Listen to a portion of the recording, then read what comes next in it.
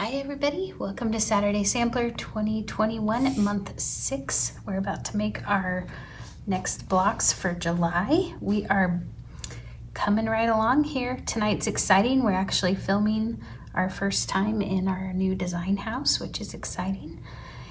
And we hope you all can come by and see that pretty soon.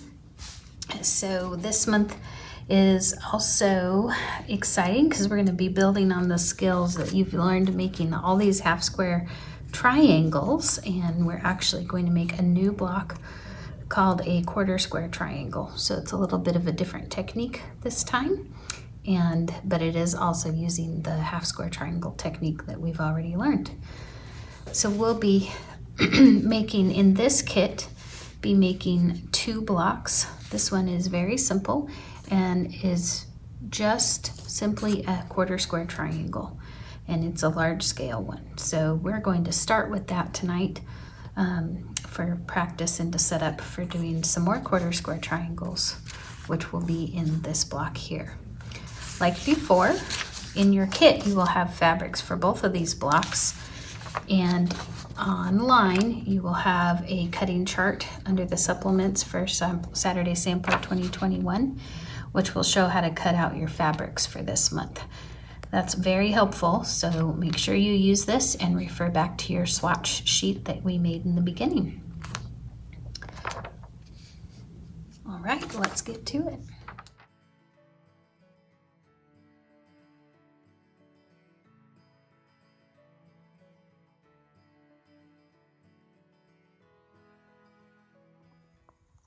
Okay, we're going to start off with this block 13.